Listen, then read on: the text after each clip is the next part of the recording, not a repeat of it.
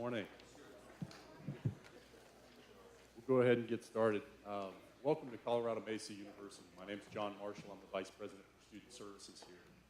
President Foster had to step into another appointment, so I am pinch hitting, as it were. A quick word about Colorado Mesa. We are really pleased to have you here. This is really important for us as a regional institution to be hosting and partnering with both local governments, nonprofits, and our friends in the business community. So we hope that today is a great experience for you. We hope you make yourself at home. Apologize, students are in the throes of finals week, so if they look a little catatonic or a little grumpy with you, that is why. A quick word, for some of you, you have been on campus recently, regularly, and have seen the transformation that's occurred over the last decade or so. For some of you, this is the first time you've been on campus in some time. And so let me give you just a quick thumbnail sketch of who Colorado Mesa University is today. We're a regional institution of about 9,400 students. We offer everything from 2-year and certificate training. We have a community college division within the university. We've now expanded into a selective university, which means academically we're now bringing in students who are every bit as prepared as those at the University of Colorado or Colorado State. And we've also now added a bevy of new graduate programs in nursing, in education, and business. So as you look around, this place feels a lot different to many of you, and it's because we have changed a lot. But there's a few things that have not changed, and that is that we remain an institution that is committed to teaching and learning. We remain an institution that is, the primary function is access and raising attainability for our region. And that's where our focus is. So we parlay that into on-the-ground, real-time kind of opportunities for our students and our university to partner with, as I said, local governments, nonprofits, and our friends in the business community. So we're really pleased to be able to host you here on campus. It really means a lot to us to be able to partner and to have strong relationships with you all, because the opportunity, whether it's internships, hiring our graduates, whatever the case may be, we rely on strong relationships and partnerships with you all to make what we do here meaningful. So appreciate that. And to a special word, thank you to Janet Rowland, who's really kind of been the horsepower behind this whole idea, and we really appreciate that. We're constantly starting and beginning new things here, and so in that vein, Janet fits right in. I'd like to introduce our friends from Garfield County. I understand you've got the microphone next. And a quick word about Garfield. You may not know this, but we have just now bringing online a new residence hall, about 208 students directly to our west here. And that actually is going to be Garfield Hall. So if, posthumous, after the fact, you'd like to make a contribution to help underwrite that facility, we would review that with due consideration. So with that, welcome, enjoy your day, and yeah, do make yourselves at home. We're glad to have you on campus.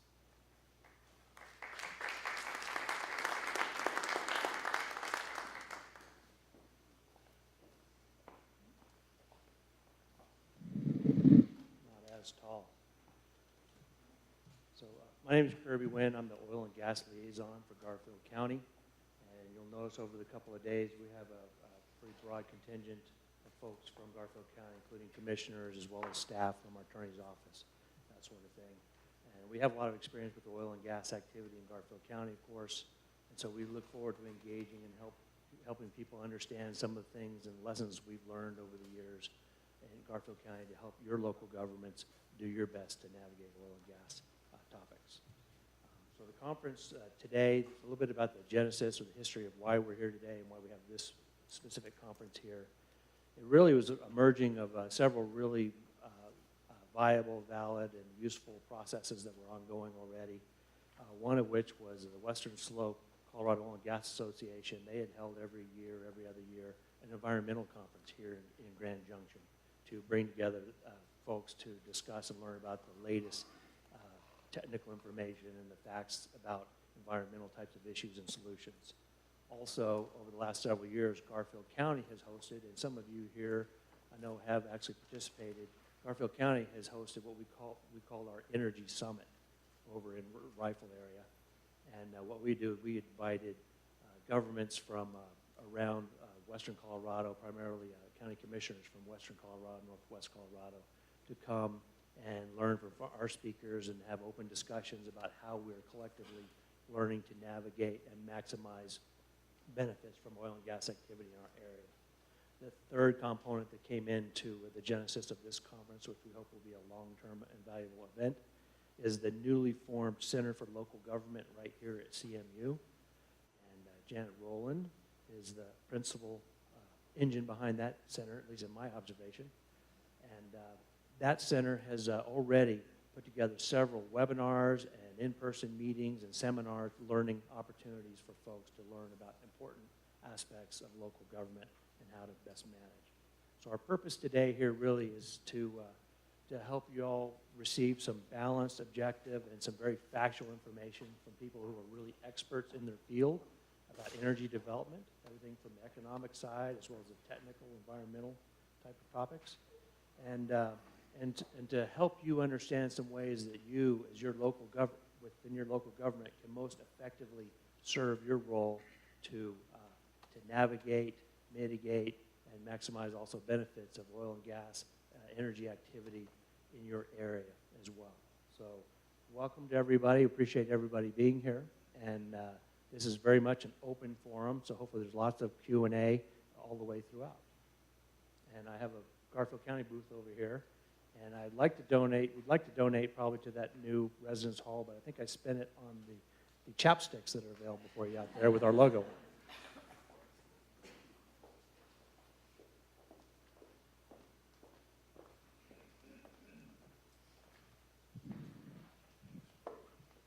Good morning, everybody. My name's David Ludlam. I'm the Executive Director of the West Slope Colorado Oil and Gas Association. And I'm the only person here who's not balanced, but I want to describe to you why I'm here and what my role is. We initially, as Kirby referenced, had held an environmental summit here at the university every year, and it was for our member companies and the consultants to come together and expose small operators to large operators to mid-size operators who could trade notes about what they're doing out in the field related to environmental issues, stormwater management, best practices, those kind of things. And as the basin matured and as companies consolidated and as information was better transmitted between them, we started realizing that that may not be the best use of our time and resources because the relationships and the rapport and the communication had been established. And so it was really coincidental timing that the Center for Local Governments was hatching this idea about how can we bring together, all you got to do is read the headlines in Colorado for a week to understand that this local governments, local regulations, and the tensions that exist between state, federal, and local regulators is really the issue of the day. And so when they asked us and approached us, will you sponsor this event and this trial, if you will, we said absolutely, and we canceled our environmental summit to try to support this. And when they articulated their vision for what this event should be and could be 5, 6, 7 years from now, we told them we would sponsor it indefinitely because we think it's important. And they articulated that vision and that down the road, they want this to be a center and a conference where as their staffs turn over, as people are promoted, as municipalities who have never dealt with oil and gas issues come online, they can send people here for training, they can integrate it into credentialed training, and that ultimately what comes from this conference could even inform things like the DOLA handbook and those sorts of things. So I think the sky's the limit on what this can be, and we certainly appreciate all you making time to come to this and appreciate the opportunity to sponsor it. To lead into our panel discussion, judging the demographic of the room, I assume everybody's familiar with the children's book, Mike Mulligan's Steam Shovel. And it was my dad's favorite book, and he gave it to me, and I found it in a box a couple weeks ago. I got it out, and I was going to read it to our 5-year-old and our 2.5-year-old. And I got about halfway through it, and you get to the page that's every kid's favorite where the steam shovel takes the first dig out of the ground. And the next page was Mike Mulligan sitting at the end with the corncob pipe and the steam shovel that had now been converted into the heater for the museum. And my girls were confused and frustrated. It was anticlimactic, and it ruined the story that half the pages had been ripped out by my 2.5-year-old. And I think that's a lot like what Western Colorado residents and local governments and other stakeholders see with the oil and gas industry. From the I-70, as you drove here today, you could see the rigs from the highway. And the connection between that and the end use of the products is largely a mystery to most everybody in the nation. And it causes a lot of confusion, and it causes a lot of disconnect. And so in leading off today's panel discussion, the idea was to sort of take you through a transition of what you're all generally familiar with, which is the drill rigs, the drilling process. But then also go down to the midstream and to the wholesale and retailers and try to bridge that gap. And everywhere I go, I was in Carbondale at a Rotary Club, and you can imagine the type of questions and conversation and my popularity level in that community. And during the Q&A, we sort of got into this discussion about the anti-fracking movement in Colorado and Patagonia's support of that. And of course, there's a lot of Patagonia vests. And I started talking about, well, it's from propylene, and there was just a lot of, that's not true. I thought, that's an important message for us to carry through is how this all fits together. It doesn't mean that it should affect policy making or regulations, but as anything in life, I think when there's that understanding of the connection between these things is important. So with that, I'll kind of lead off into our panel. The first panelist this morning is Jeff Villalobos. He's with Encana, and he's currently their lead for the San Juan Basin team. Prior to that, he led Encana's North team, which is basically everything north of I-70 as you're driving along through Garfield County. And he was an engineer for Schlumberger before that, specializing in hydraulic fracturing and well services. Jeff got his degree in mechanical engineering from Texas A&M, so came by his profession naturally. And I think he's going to walk you through sort of the upstream side of the business. And upstream, midstream, and downstream are the metaphors that our industry assumes everyone knows what they mean, but most people don't. The upstream represents really, it's the drilling, it's the completions, it's the stuff you always see. The midstream is when they take those hydrocarbons and they process it and transport it and send it down to places like DuPont and BASF to make stuff. And then the wholesale and retail is when you get it in your home, it goes to your propane tanks for your barbecue, or it goes into the plastics and clothing and textiles that we all are familiar with. So with that, I'd like to ask you to join me in welcoming Jeff Villalobos with Encana.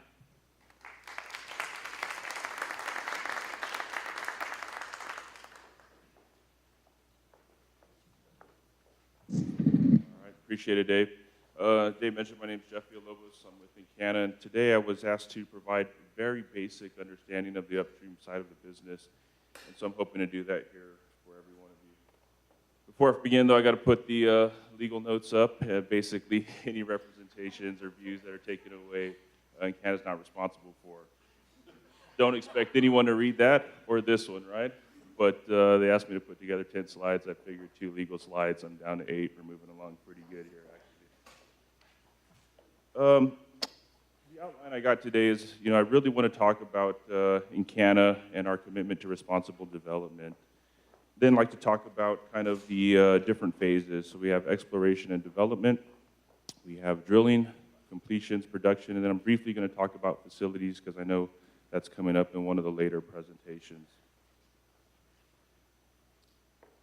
So Encana's commitment to responsible development. Well, first of all, it begins with a couple of things: people, safety, the environment, and then most importantly, though, community engagement, community involvement, right? Encana believes that the success of responsible development lies in sound policies and principles, and that begins with our staff at the staff level, understanding those policies and principles.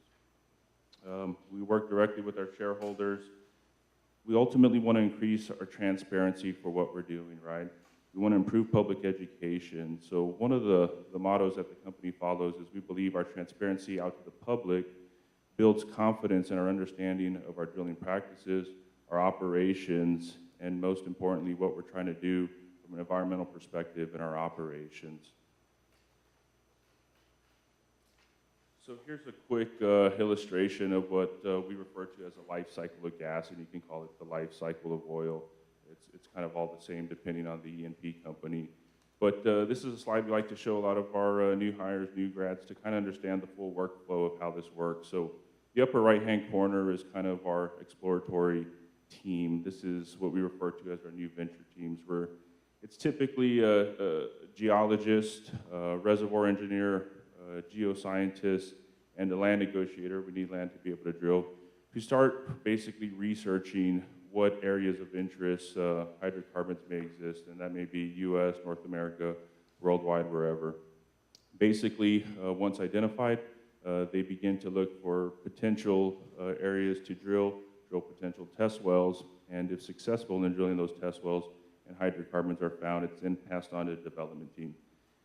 This is the critical part where a development team with a lot of those similar disciplines, geologists, geophysicists, reservoir engineers, and so forth, start teaming up with community stakeholder relation groups, environmental health and safety groups, operations teams to figure out how we're going to actively develop the land, utilizing everybody's input.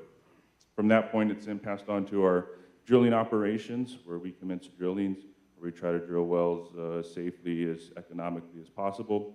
Once the well's drilled, we go to a completions team, which they look to enhance recovery on the well through things such as hydraulic fracturing, like Dave mentioned. Once the well's stimulated, able to produce, it's passed on to a production team. Production team's always looking to maximize, if not maintain, the recovery of the wells. And then from that point, it's passed on to essentially our gas marketing team, where we try to get that gas out to market to sell. That revenue stream coming back in and doing two things: putting it back into developed areas where we're looking to continually actively drill, or to look at new exploratory areas that exist out there as well. So I'd like to talk a little bit about exploration and development. This is kind of the first initial phase in that whole process, and this is where the whole idea is basically generated of where do we want to look for hydrocarbon. One of the key things we need to understand right off the bat is oil or gas essentially present, right? We need to understand, most importantly, what is the geology? What are the rock properties of that formation we're trying to go after? Do they contain hydrocarbon at all? Those are some of the key questions. And then ultimately, we try to figure out how much estimated ultimate recovery is there. Is it worth pursuing? Is it economical? At that point, like I said, if we determine it is, we start working with local agencies, be it municipalities, state, federal, to start engaging them in kind of our master development plan.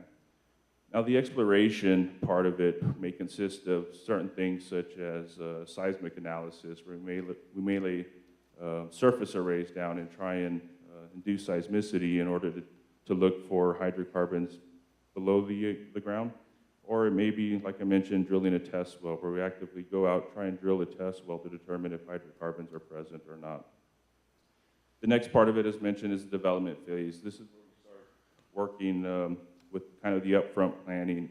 We start looking at an environmental assessment of the area we plan to drill to see if certain things are in place or not. Are there stipulations that are going to prevent us from drilling? How do we need to work around those, and working with all our agencies? And then we start developing a master development plan. So what the company tries to do early on is start looking at how we're going to develop this field and communicating that out.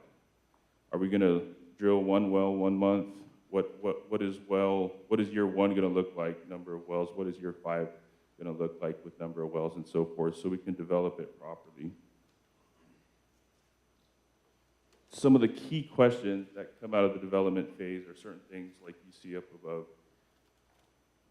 When we start to develop a field, we want to look at key things such as how are we going to drill these wells? Can we produce them economically drilling vertical wells? Can we produce them drilling horizontal wells?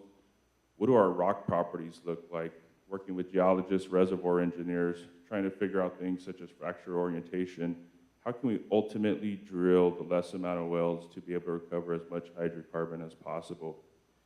We're trying to understand the hydrocarbon phase for the area of interest, right? So we're trying to figure out if it's mature oil, if it's liquid gas, if it's tight gas, whatever the hydrocarbon that exists in the certain areas that we're drilling, how are we going to get those to market? Is that infrastructure in place to be able to get that to market as quickly as possible? And then ultimately, how many wells do we plan to drill? how many wells can we drill in a given area in order to maximize our recoveries without, with decreasing the environmental footprint. So just to talk about kind of the first phase of our operations, of what we go through is drilling, right? So as a drilling engineer, one of the key things they consider is how do we plan to properly drill these wells? So some of the questions obviously are how deep are we going to drill, right? What's the targeted zone of interest that we're going to go after? With that comes certain things such as what kind of bits are we going to use to drill this well? So one of the things we strive for is to drill our wells as safely and economically as possible. Rate of penetration from a bit will allow us to get there a lot quicker. So a lot of those decisions need to be made. What kind of pipe are we going to use, right? We have unknown reservoir pressures in some instances. We have surface pressures treated on top. We got drilling engineers trying to figure out what types of casing they're going to run based on both of those. Other things such as what type of mud systems are we going to use. As we're drilling down into different formations, we may encounter some type of lost circulations or zone that want to take fluid. So what type of mud systems are going to be used? So a lot of these are questions that drilling engineers are constantly working on from their drilling program to figure out how to drill the best well possible. As mentioned, we're constantly working with regulators, follow state rules, federal regulations to ensure that we're doing everything according to plan. So just to briefly go over a little bit of well engineering, and probably the most critical part is kind of the casing and cementing practice, right? So if you can imagine, this is typical for most operations, and in some there's even more strings, but you basically have a series of strings that are put below the ground, right? A conductor that's basically 60 feet or so below ground, what we call surface casing. In some cases, we call intermediate casing, and then we have a production string. Each one of these strings cemented back to surface. So this is a critical part of the operations where we need to ensure that there is what we call zonal isolation that exists between the different formations, right? Zonal isolations with cementing casing with certain zones of interest in place ensures hydrocarbon migration is not seen from zone to zone. So just to kind of briefly touch on a development project that I've kind of worked before, but that involved the help of all the different disciplines within the company with all the different regulatory agencies is North Parachute Ranch. As Dave mentioned, the area I covered was North Piceance. It's just north of the town of Parachute here. But here's a perfect scenario, one of our plans of development, where we're trying to extract our minerals below these canyons. And you can kind of see a pad behind me here. But we had two options. One was to actively drill wells and from each pad, and then basically put pads on top of these canyons to try and extract, or we could try and put as many wells as possible and extract on one pad and try and extract as many resources we could from that. And so what we decided on was to use technology such as directional drilling to drill S-shaped wells in order to extract those resources. Here's kind of a depiction of what that looked like. So 52 wells, we're accessing all our minerals under each of one of those canyons, and we were able to do it on an 8-acre pad. Just to briefly touch on horizontal drilling, it's kind of been a thing here that's taken our industry a bit further. But just want to touch on it and let you know, horizontal wells are beneficial for several reasons. They basically allow you the ability to contact the reservoir, the increasing amount of reservoir that's contacted, but they also limit the environmental footprint by just being able to drill off one pad, right? So in exploratory programs, this is key. We can come in, drill a pilot hole, figure out our formation, and then drill a horizontal well. The next phase is kind of the completions operation. So essentially we have a case hole. We need a way to be able to induce hydrocarbon into the wellbore.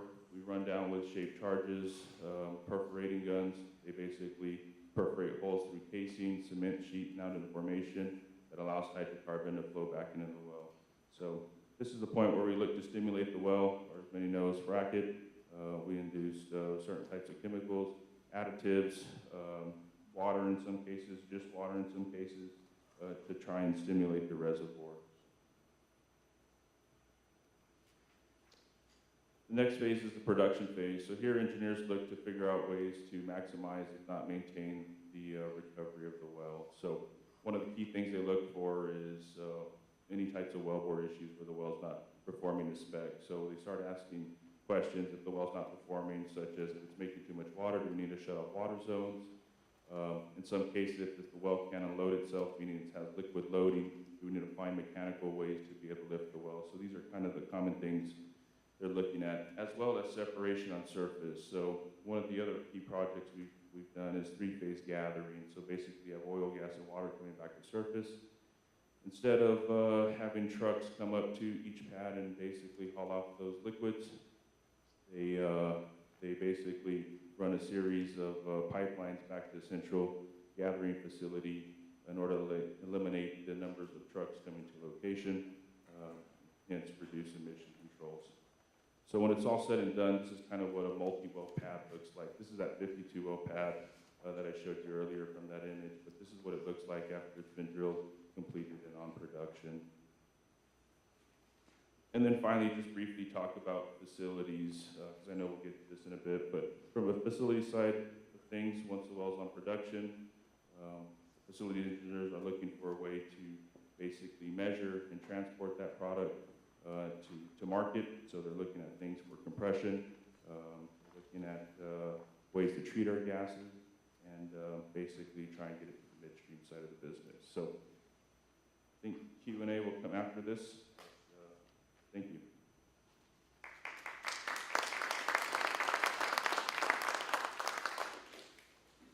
Also, we're going to post all the PowerPoints online, so if you don't get everything, you'll have access to it in a couple days.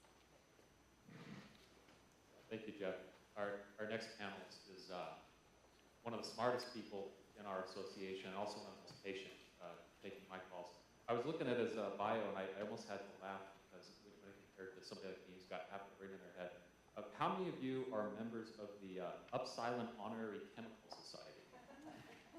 How many of you received an award from the American Institute of Chemical Engineers Academic Excellence Society? Sean has received those. He did his senior thesis on bioreactor optimization. I don't even know what that is.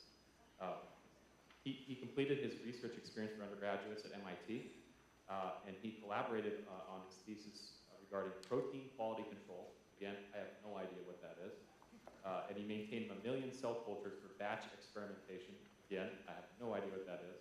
But it goes to show that we do have breadth of expertise in our industry. And Sean runs one of the most important industrial facilities in the state of Colorado. And he's also one who will take my calls in the evening to explain to me how hydrocarbons are go from his plant to Rubbermaid products and things like that. He was very patient with educating me so that I can go in turn and communicate those important things to local governments, communities, Rotary Clubs, Lions Clubs, you name it. So Sean's going to kind of walk you through what I think is the most interesting part of the business, but nobody else seems to care about. Everyone wants to go on rig tours, but if you haven't seen the Meeker gas plant, then you can't understand how this industry works, because it really is sort of the intravenous, connection to the American economy that basically captures most of the gas in the kiosks and sends it to places to be used for important things. So with that, join me in welcoming Sean Brennan with Enterprise Products.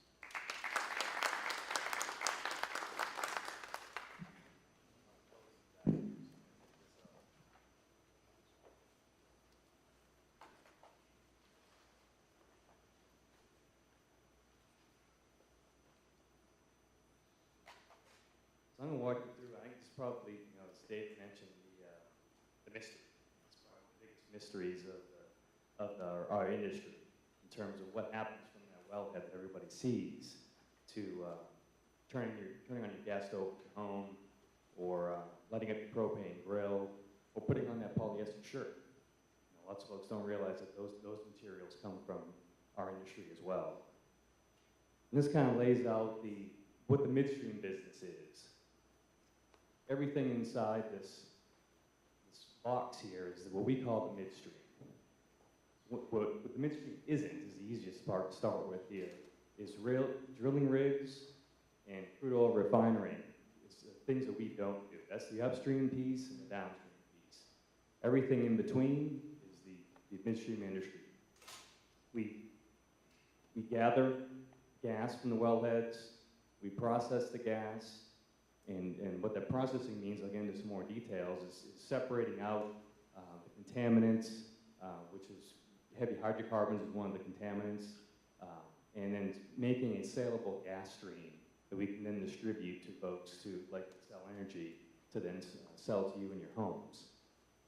So in the midstream piece also takes those, you have pipelines that take those natural gas liquids as well as pipelines for the natural gas and storage facilities for the natural gas and for purity products that we will ultimately separate in what's called a fractionation unit. And then we deliver those to end users, such as Xcel or Exxon Chemical or Dow DuPont to use those purity natural gas liquids for additional products. And we also do have some, which we won't talk about too much here, but we also have some crude oil gathering, transportation, storage pieces of our business as well to provide that midstream function to the oil refining industry.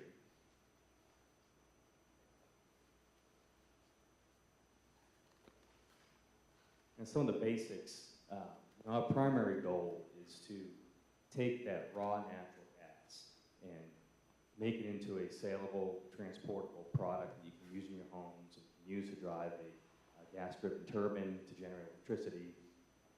And our secondary goal, particularly for midstream companies, is to maximize the extraction of the other usable heavy hydrocarbons in that stream. That's kind of really the meat of our business is those natural gas liquids. So we'll get into a little bit, I'll show a slide on kind of the economics 101 midstream. And the raw natural gas contains several, we call them contaminants, and things that from a utilization of the natural gas standpoint are undesirable in that gas stream. Things like hydrogen sulfide, carbon dioxide, water, and the heavy hydrocarbons. And the heavy hydrocarbons aren't contaminants per se because they are very useful in other areas of the petrochemical industry, but from a gas standpoint, you need to get them out of that raw gas stream. And there's several steps involved before you get to the natural gas processing plant as well. And the gas from the wellhead is typically 125, 175 pounds. It has to be pulled out of the wellhead, needs to be compressed up to higher pressure so you can transport that raw gas to a processing plant. Then we go through contaminant removals and processing of the gas and then deliver it downstream. We have our, tied to our primary goal is some product specifications. My word for the day, and Dave here can say this all the time, is Craig Condon term. That's just, remember that one. If you remember nothing else, it's a fun word to talk to people about. But it's essentially a fancy word for a hydrocarbon dew point. So we need to be able, if you don't take out those heavy hydrocarbons from that gas, once that gas goes down the pipeline, you potentially have liquid condense in the pipeline, which could ultimately be a fireball coming out of your burner tip, or a very nasty explosion in the gas turbine in a power plant. Really bad news to have heavy hydrocarbons in that stream. So the Condon therm specification is to ensure that no matter what the pressure is from my plant downstream to a burner tip, there will never be liquid condensing in that line. You always have gas. So that's an important one for us. And it becomes more important if you do light processing, more of what we call dew point processing, where you take minimal liquids out of the gas just to barely make that specification. But as we'll talk about at my plant, we're a cryogenic facility, we ultimately cool the gas down to about minus 140 degrees Fahrenheit. So there's really no issue with meeting that 15-degree Condon because we're over 100 degrees colder. And then you have a carbon dioxide, and you don't want to have a whole lot of inerts in that gas either for your heat content, as well as the water. You don't want water spewing out condensing in the pipeline or coming through your burner tip either. And there's a sulfur specification as well. So it's kind of tied to our primary goal of producing a saleable hydrocarbon gas for use downstream, to make sure we meet those specifications. As I mentioned, there's a couple different types of processing facilities. Before my company came about and built the Amica gas plant, there was a minimal capacity for deep extraction cryogenic gas processing. Most of the plants that you'd see around, and the one that comes to mind that's very visible to most folks was at the time it was in Canada's facility in West Rifle. Was this compressor station as well as a dew point facility to minimally process the gas and get it to market. With the liquids, for reference, is about 10-to-1 ratio. So in my plant, if I have a certain amount of gas that say makes 30,000 barrels a day of natural gas liquids, a comparable dew point plant, same gas volume, would make about 3,000 gallons of liquid a day. So very much less hydrocarbons coming out of the dew point facility, still getting that gas to market. And of course, a lot more investment with a cryogenic facility, but a lot more payoff as well. So again, there was most of what you saw until 5 years ago was smaller plants throughout the area versus the large cryogenic facility that we now have.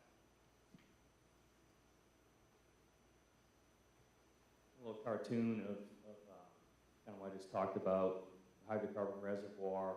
We pulled, as we talked about with the production side of things, the gas comes out of the ground, 3 phases, gas, water, and oil that gets separated at typically what folks would see at a wellhead. You see some pots and pans, some vessels where trucks would come up and remove those, the condensate, the free liquid hydrocarbon as well as the water. And the gas goes on to be compressed at something else that kind of has a visible footprint around the area, some smaller compressor stations. Williams comes to mind all along I-70. You'll see kind of small little buildings with big fans on the side. Those are all compressor buildings. Which are taking the gas from the low pressure, if the wellhead pressure is 100, 200 pounds, and compressing it up to about 1,000 pounds per square inch to get it to run along these pipelines, bring it to a gas plant. And for reference, a lot of the wellheads, again, that we see along I-70, that gas ultimately ends up at my plant, which is about 35 miles north as the crow flies from Parachute Creek. So quite a bit of pipeline that you really don't see that goes up over the Roan Cliff. So my facility is at the mile marker 28 of County Road 5. I've never been up that way. So about 50 miles northwest of Rifle. So pretty much almost due north of Parachutes with planted. You can't drive there. You got to go the long way, go up 13 and hang left at County Road 5. So a lot of pipe in the ground to get from various wellheads that you see to my facility.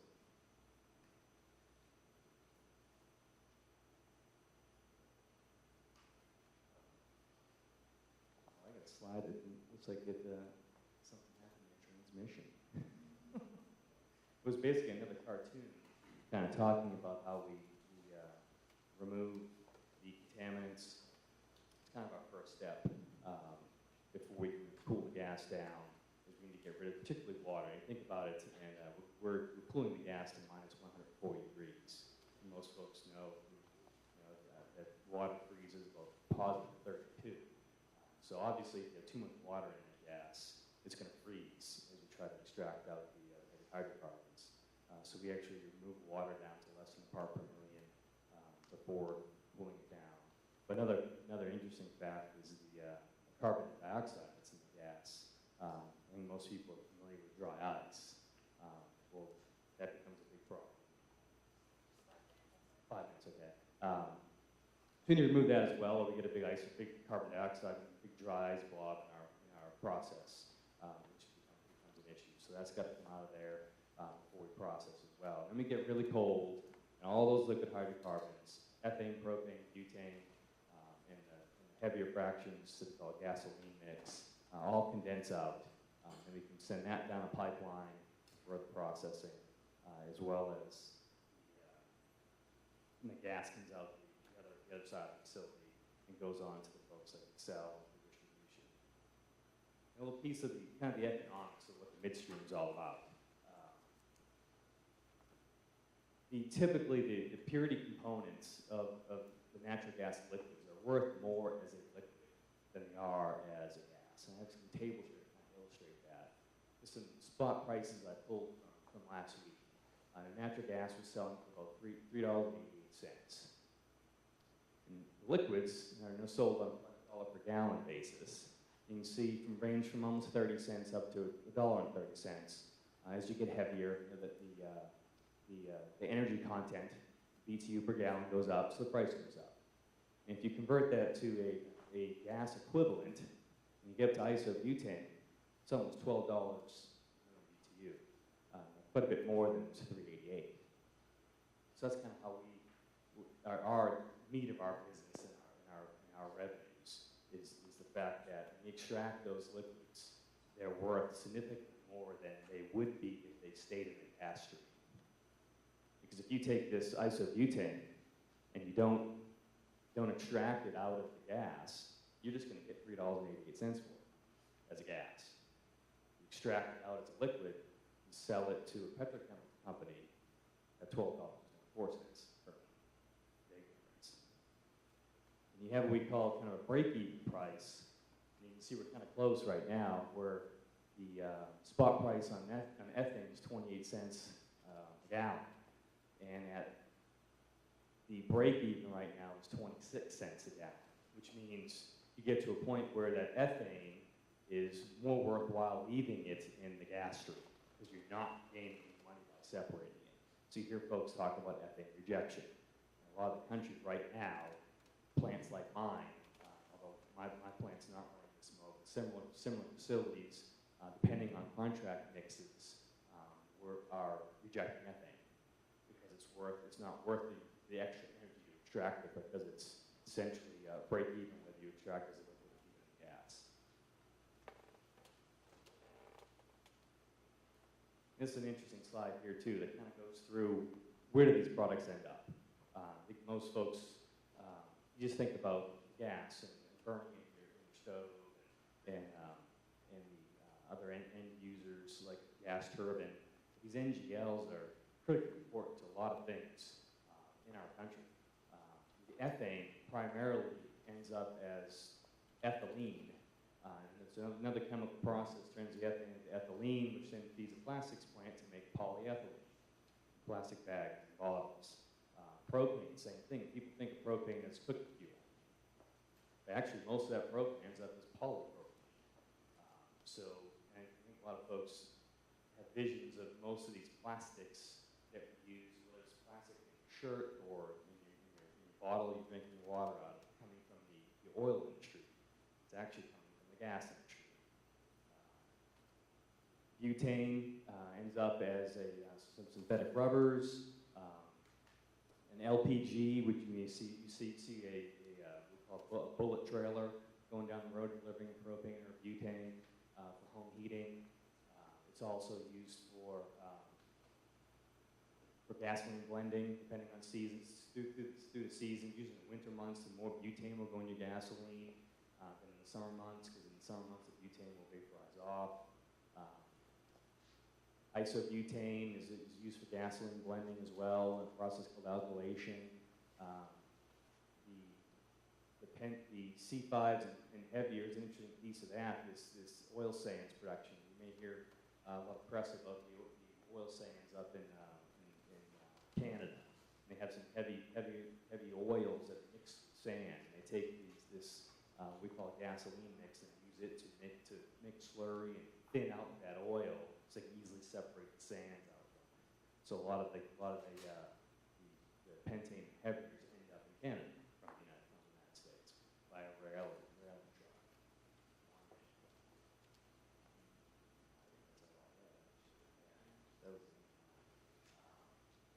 So, an interesting piece of our business I think most folks aren't aware of is this end of the natural gas liquids piece of it, and I think a disconnect with most people on the fact that these products come from the natural gas industry.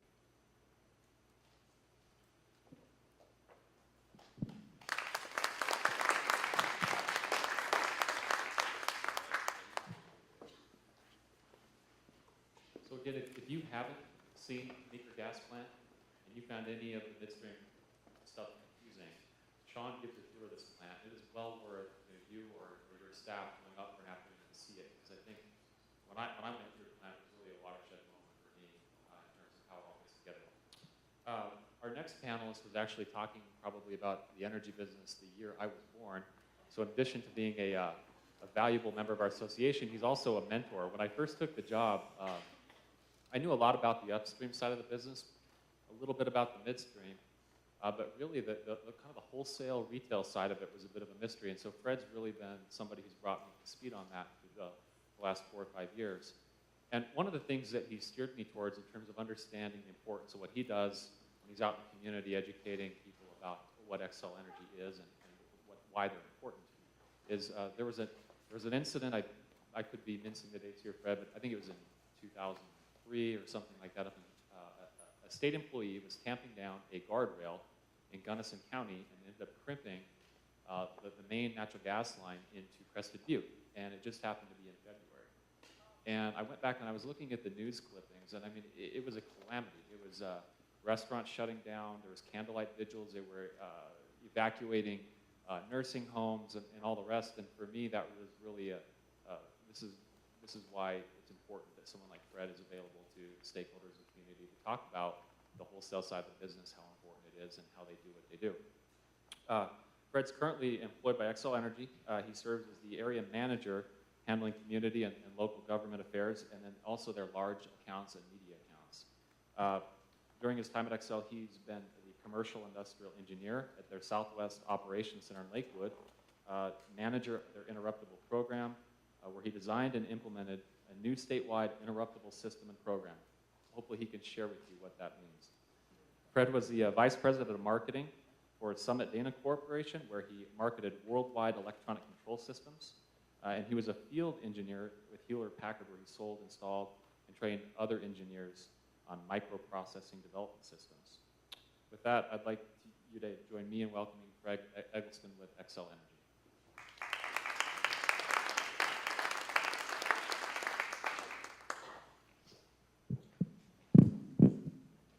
Sean, I'm going to follow your example. I do not like lectures. Don't have PowerPoint. We're here to discuss things. Wholesale, what's it all about? Well, I was thinking about it, I thought, you know, this campus is going to make a transition. This Saturday, they have graduation. Next Monday and Tuesday, I'll be back here because this campus will be flooded by every 5th grader in the whole valley with the water festival. So we'll make a transition. And I was thinking about the transition and what happens. Well, let's start redefining terms, because you heard from that side of the industry. Coming over on my side of the industry, we call those folks the supply folks. That's it. That's all they do is supply. On my side, then, FERC has defined Xcel Energy into 3 different departments. We have generation, which is power plants, and in this case, the gas power plants. We have high pressure, which is our transmission lines. Then we have distribution. And when we talk wholesale, Xcel goes to those folks, starts buying a certain amount of gas. And by the PUC, we can buy 15% long-term contracts. Everything else has to be market price. That's why in January 2001, your gas prices went through the roof, because we were buying market price. What we have to do when we buy gas for our retail customers, and that's the ones we supply the burner tip, the actual gas for, we pass on the same price that we pay for the gas. Now, other folks, like our biggest customer, which happens to be our own power plants, we can set our own price. And when you look at the volume of gas our power plants use, right now, we're putting a brand new pipeline in the Front Range, a 36-inch pipeline that goes Wyoming right down to downtown Denver. And that's to supply the new Cherokee plant. That's a 36-inch diameter plant. We feed the whole Grand Valley with an 8-inch, actually 3 8-inch lines. And that begins to see the difference in the volume of gas. It's a huge amount. There's one other set of wholesale customers we have to deal with too, and that's marketers. Back about 10 years ago, we put in a new rate. It's called the Gas Transport Customer Rate. And that opened a whole arena for marketers.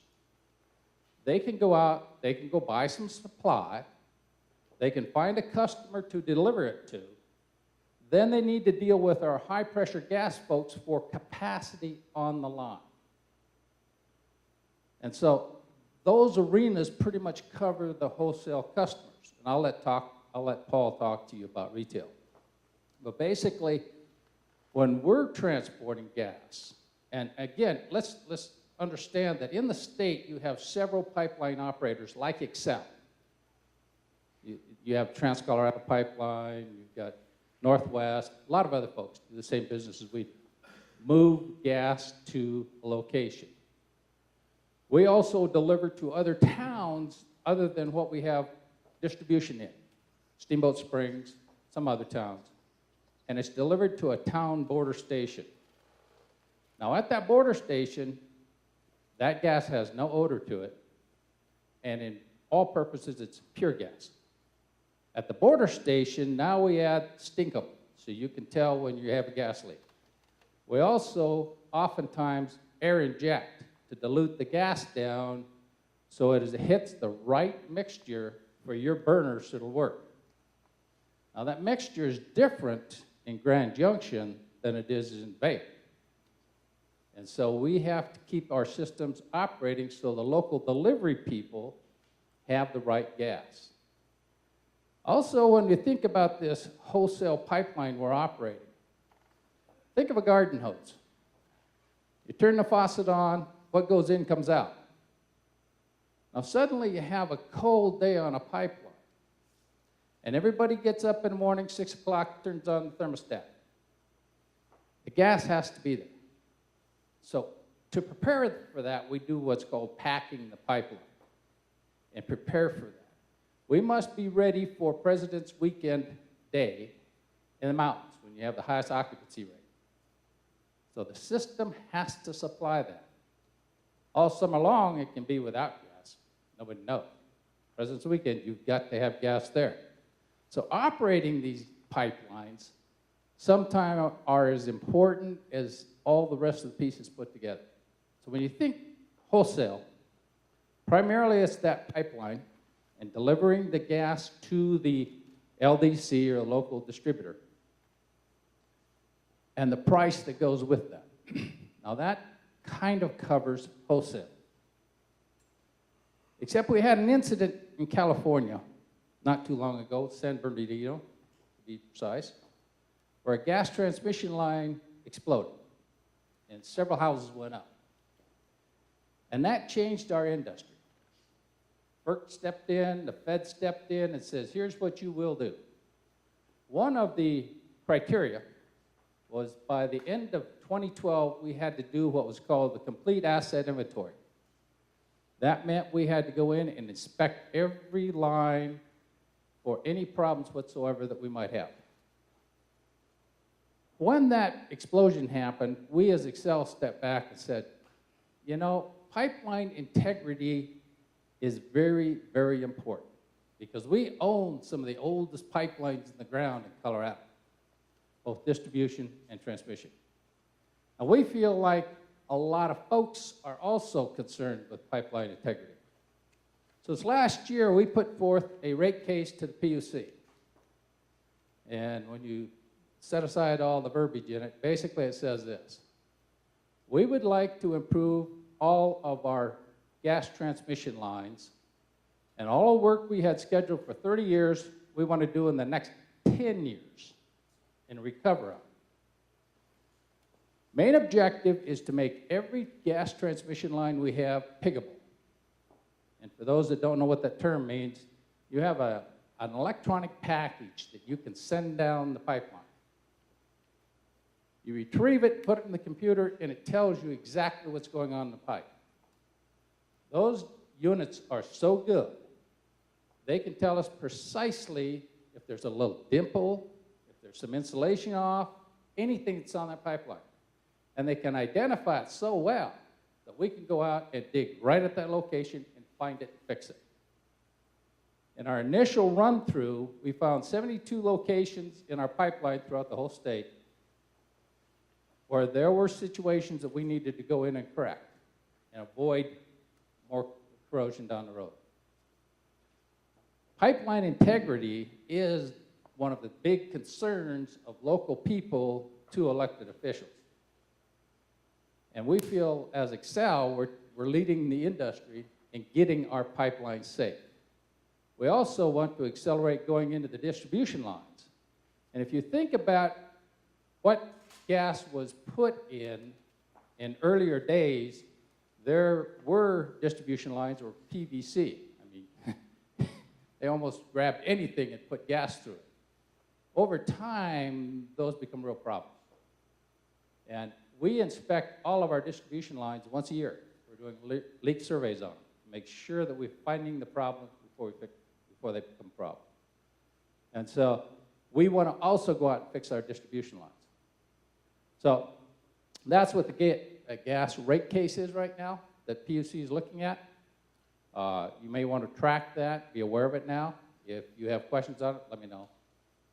And so the wholesale piece, again, we're taking it from the supply and getting it to the retail market.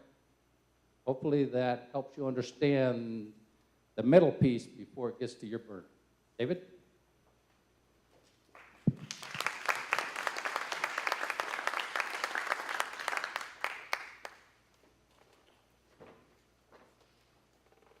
So our last panelist today represents the sort of retail and wholesale piece that I'm excited to learn a little bit more about as well. Paul Brown is a fixture in this community, not only as a business owner, but as a philanthropist. And he's going to join us today to talk about that. He's currently the president and owner of Monument Oil Company. He's a Grand Junction native, and he is a past member of the Colorado Petroleum Marketers Association, and he's been the chairman of the Colorado UST Advisory Committee. He's on the St. Mary's Hospital Foundation Board, and he's on the board of American National Bank. Please join me in welcoming Paul Brown as our last panelist this morning.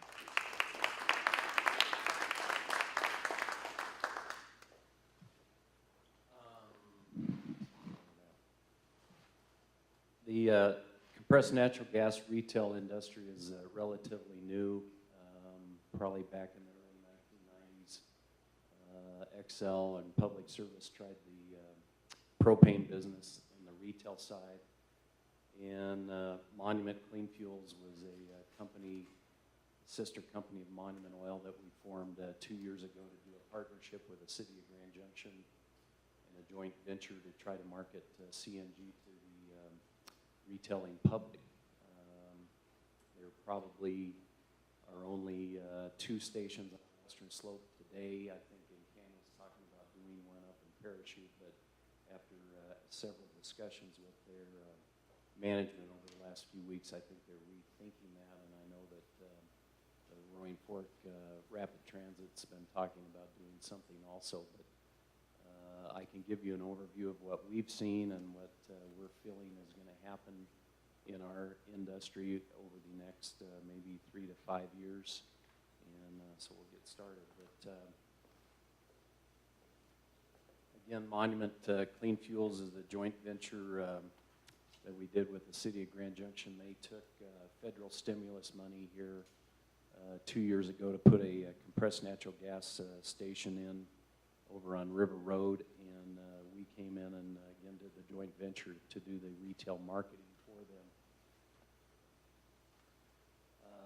them. This kind of gives you an overview, and probably most of the other presentations will give you a little overview of where the gas production is happening. I'll step back so I can see it.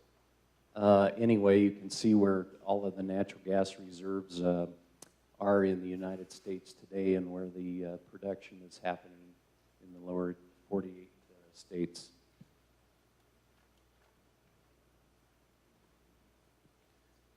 Again, we had a little overview of the chemistry of what natural gas is and the federal or the fossil fuels are, what it's made up of. I won't get into it too much, but again, this is a presentation that'll be available online to you if you want to go through it a little bit more.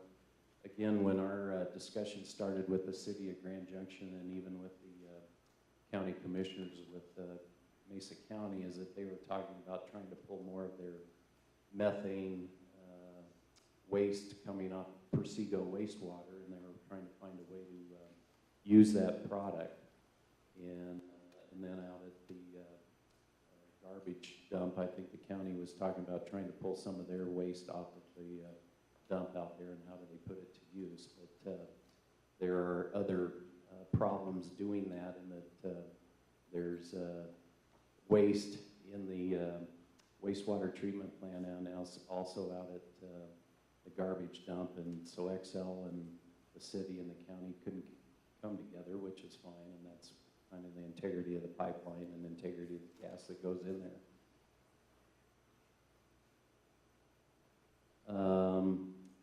I'm also in the gasoline and diesel business, so I'm venturing off into something that will compete with our gasoline retail stations, which we have the Gopher Food Stores, and we supply about 35 other retail outlets here on the Western Slope.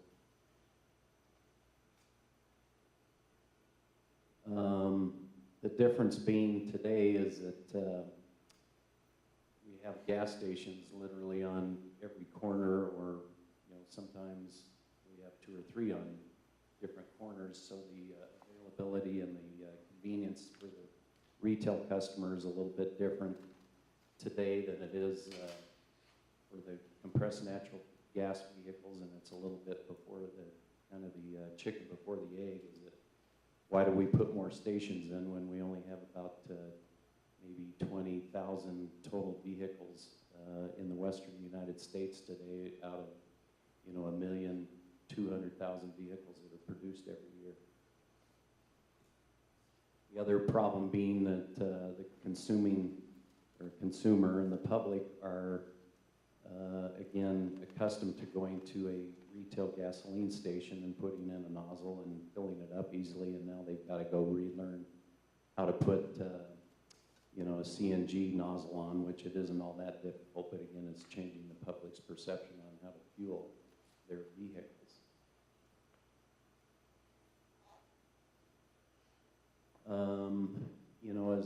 In my viewpoint, I really want my kids and my grandkids to be breathing clean air, and especially when we're in a valley like the Grand Valley. We get inversions here, and gasoline does burn, or natural gas does burn a lot cleaner.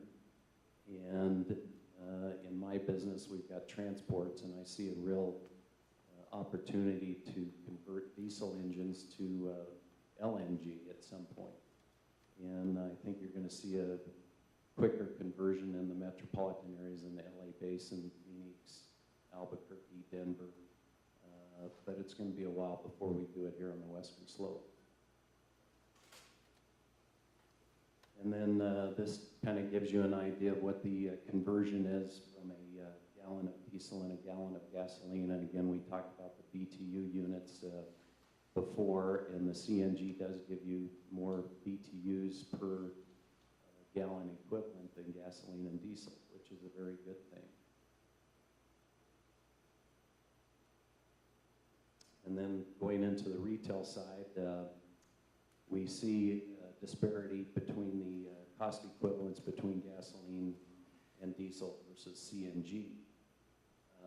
Today, gasoline, has a state tax and a federal tax. Diesel has a state tax and a federal tax, and we're really not taxing for motor vehicles on the CNG side, so there is a little bit of price disparity. This again is just the price difference, and we've put in there Denver is that there's roughly $1.35 a gallon. It's cheaper per gallon equivalent for the CNG than there is for diesel fuel today. And in Grand Junction, there's roughly $1.40 a gallon, and $1.05 versus gasoline, where I think we're at $2.59 here locally. And I think this morning driving in, the lowest I saw on gasoline was at $3.69. So again, about $1.05 to $1.10 difference.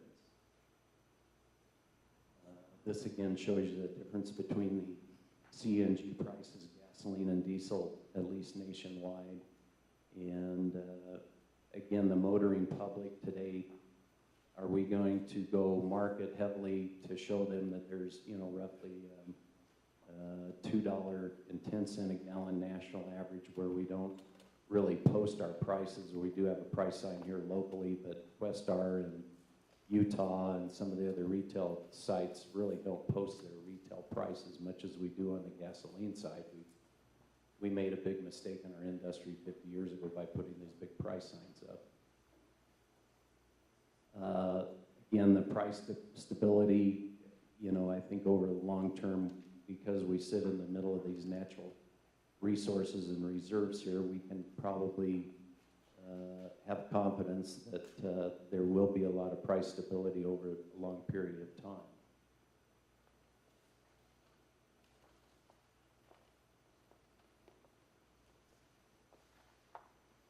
And then again, that diesel gallon equivalent or gasoline gallon equivalent, this kind of just gives you what, you know, the differences of prices are by the time we get to sell it at the retail site. Currently, we buy from the city of Grand Junction, and we mark it up, and we pay them a markup charge. They are actually responsible for their maintenance of the compression site. We're responsible for the dispenser and the card reader and price sign and all of that. And at the very bottom, the return on capital investment.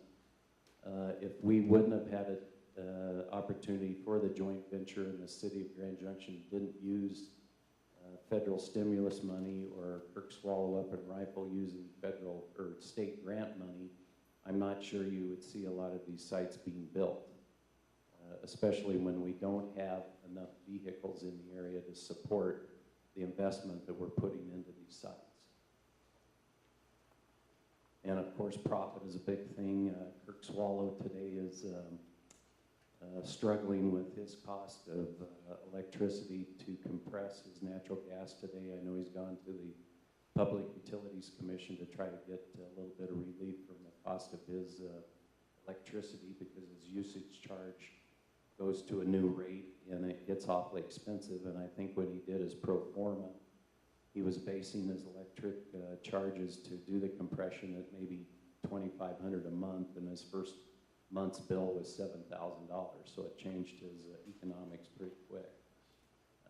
Again, we came into this kind of open, our eyes were wide open that if we're going to make this investment, or we're going to take the time and effort to go after federal stimulus money or state grant money, we probably wouldn't have done this. But with the city, and again with what I want to see our valley be, and obviously long-term the state with clean air, we kind of wanted to get our foot in the door and say we'll go ahead and do what we can to help our community with their clean air problems. Again, this is more detailed stuff. You're going to see some changes in the state legislation, because as more and more vehicles are put on the road, they're unable to get,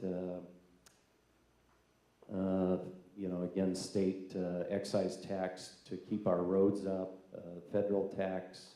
So you're probably going to see some new sales taxes go on the CNG and the LNG at some point. You know, there's a lot of different designs. Here's kind of where their stations are located, obviously near a lot of pipelines and near where the production is. Again, I see real growth in the California Texas, maybe Arizona, and some of the New Mexico markets. It's going to be a little slow, at least here on the western slope. And again, it's where the urban fleets are, state incentives. The taxi cabs in Las Vegas, I think there's 4,500 cabs. They're all on propane today, and that's where you're going to see the large growth in this market.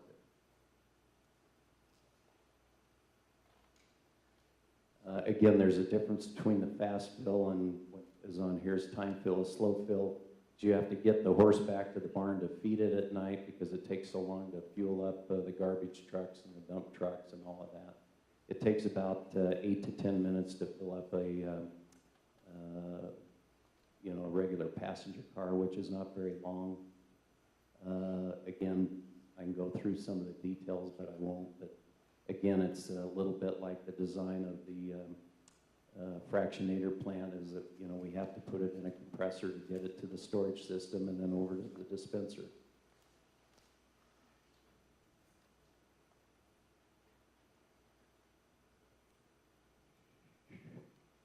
Anyway, long term, I think, again, it's going to be a very slow growth industry.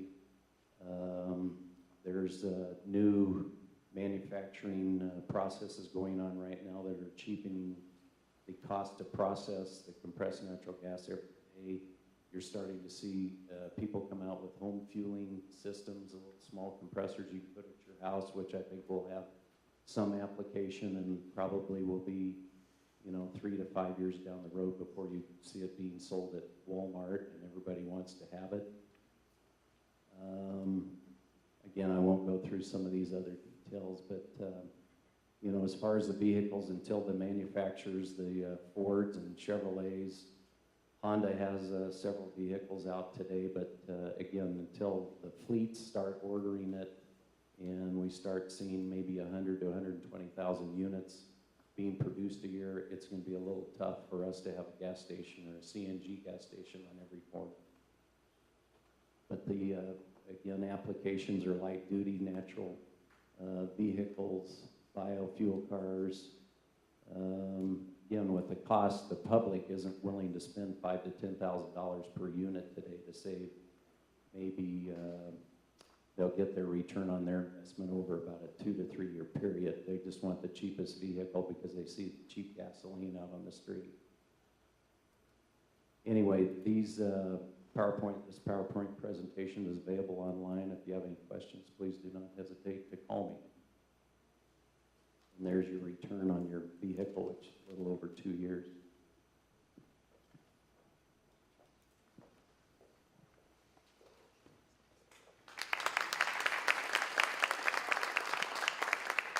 Okay, so just to summarize, you've got Jeff digs a hole in the ground, lets out the gas. Sean mixes it up and freezes it in a big cauldron. Fred gets it to your house, and Paul gets it into your car. And for the purposes of why we felt it was important to kind of walk through this is that your constituents don't care about the difference between these things. They see an Enterprise Products truck, they see an XL Energy truck, they see a Monument Oil truck. They don't know the difference between these things, nor do they care. But when they call you and they complain, or when they have opinions about what road you should or shouldn't use, it's important for municipal, county, elected officials, and staffs to understand the difference, because you might have a road that people don't want the producers to use, but it's used by the midstream. We have an example of that some of us have been talking about for a year. Those things come up. So I hope it was valuable. As the Center for Local Governments moves forward in future years to enhance and grow this event, we look forward to being a part of it. That's valuable.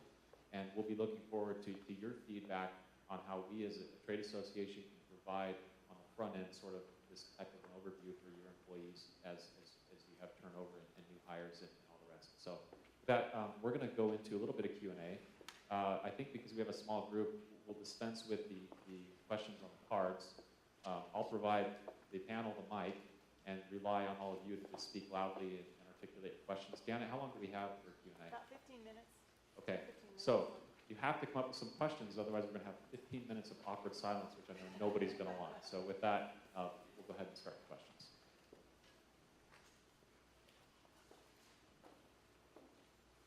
Comment and question all in the same. You talked about CNG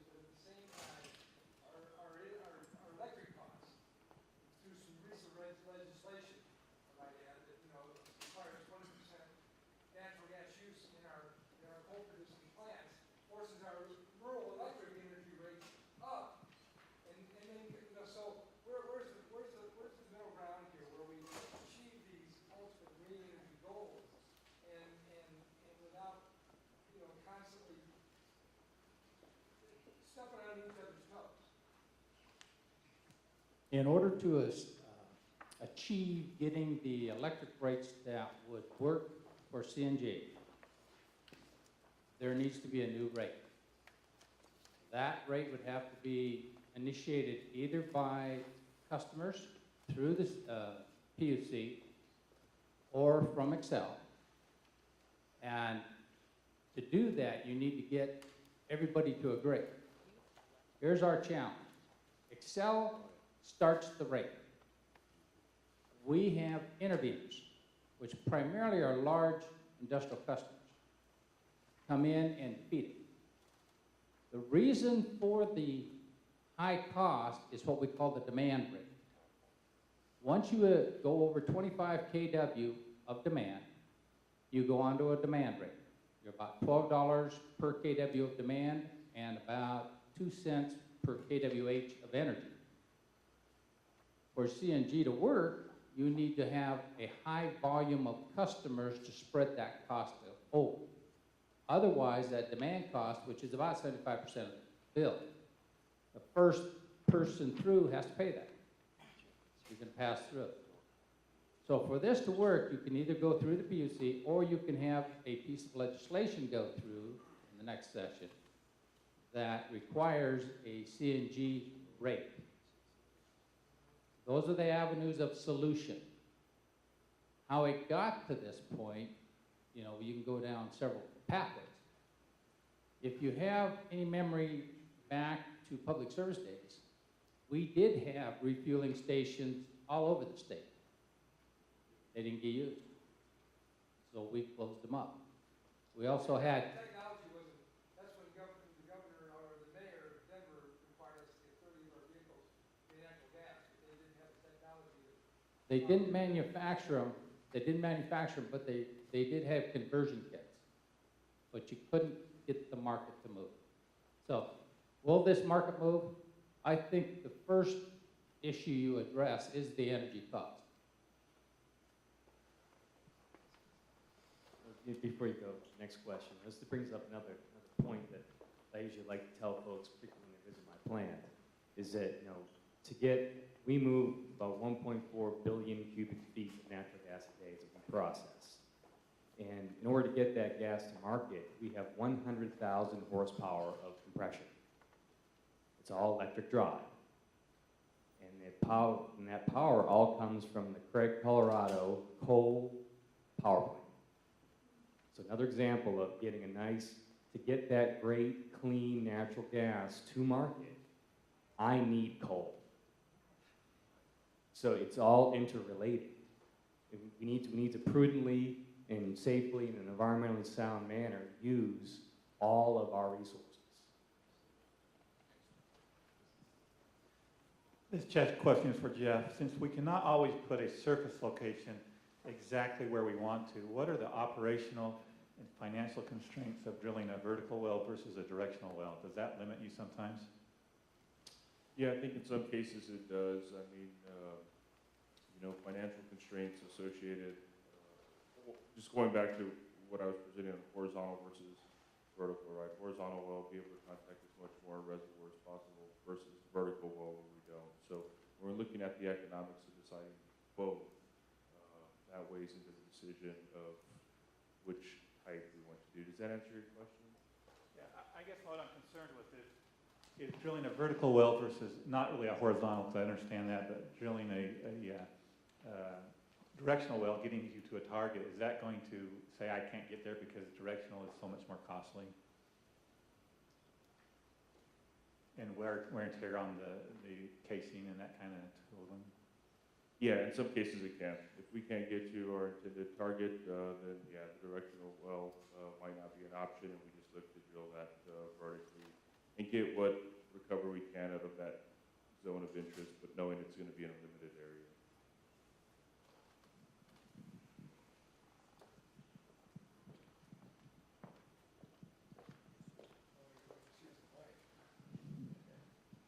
Jeff, you showed the diagram and you talked about the drilling process through the multi-layers of the geological structure.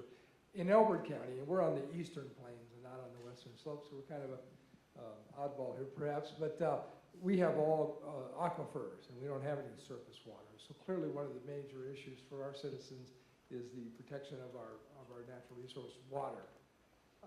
And being in a county that is predominantly cattle and farming, that's pretty important stuff. One of the issues that comes up a lot in our discussions is the casing going through the aquifers, the 4 aquifers that we have. And you showed, in your diagram, it didn't show an actual aquifer. I don't know if your water sources over on this side of the state are probably surface waters. But can you talk a little bit about that multi-layer casing that protects the aquifer above and below the actual water resources? Yeah, absolutely. So, is this on? Yeah, here we go.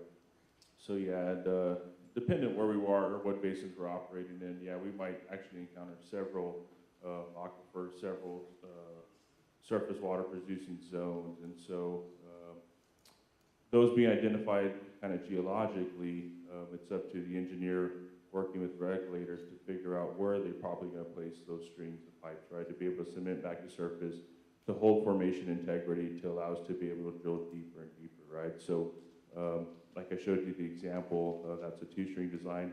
Some areas of Arizona's, they run 6 to 7 strings and basically 1,500 feet. Once again, trying to protect the integrity of certain water zones.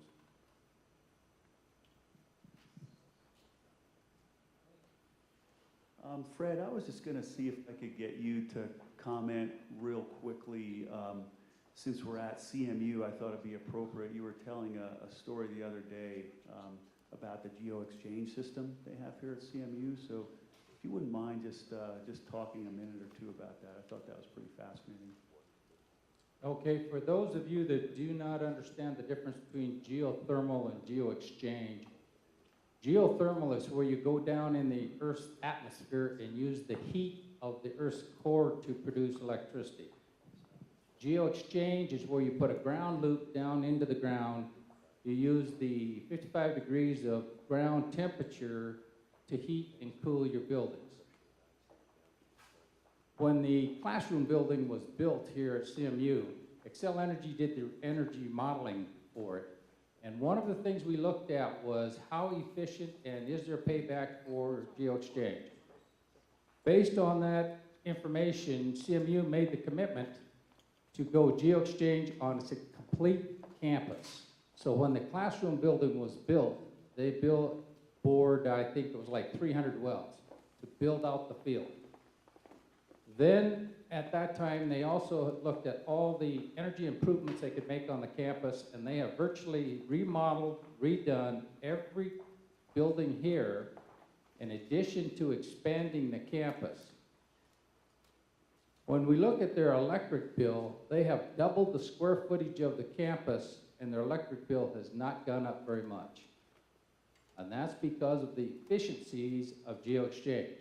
And those of you that have listened to me over the years, I've been a huge proponent of geo-exchange. And if we were to do any incentives on energy efficiency, which we do a lot, we should be incenting geo-exchange. Personal opinion, not Xcel. Because it is the best payback and can do more good for saving energy than any other measure we have. That cover it, Dave?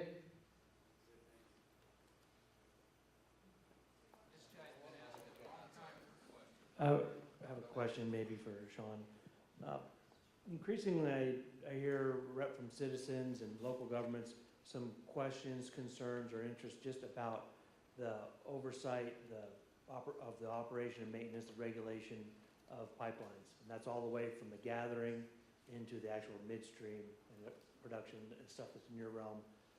What recommendations would you have for local governments to, where should they go? Because I've gone to some state government agencies and got just a complete lack of clarity about, so for this pipeline over here, who actually is responsible for ensuring for the public health, safety, and welfare, that pipeline, the integrity is okay, that it's being checked out regularly, that sort of thing. That may go into the wholesale, the retail, I don't know, but specifically coming out of the gas patch, what would you recommend to local governments on where they would go so that they can get the sound information they need to inform their citizens that things are being tended to and exactly by whom and at what frequency?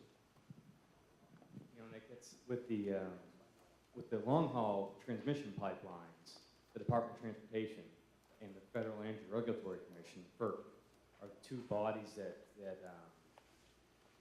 govern and ensure compliance with the pipeline operators. The gathering lines are a little bit of a gray area because those two governing bodies don't have jurisdiction over those pipelines.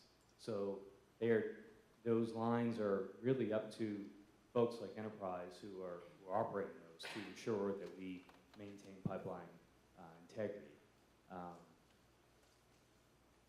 So you probably need to go to, especially at a particular area in a county, is going to the operators is probably the best place to go to get a feel for what individual operators do for their internal pipeline integrity programs. And for the one, someone like Kinder Morgan that has a lot of interstate pipelines, those are all federally regulated. Appreciate that.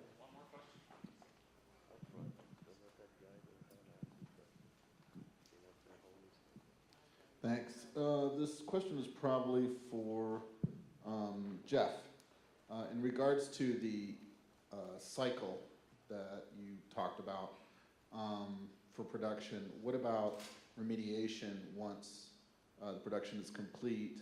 And I know that the size of pads are sometimes bigger, sometimes smaller, but nevertheless, I looked at one of the photos.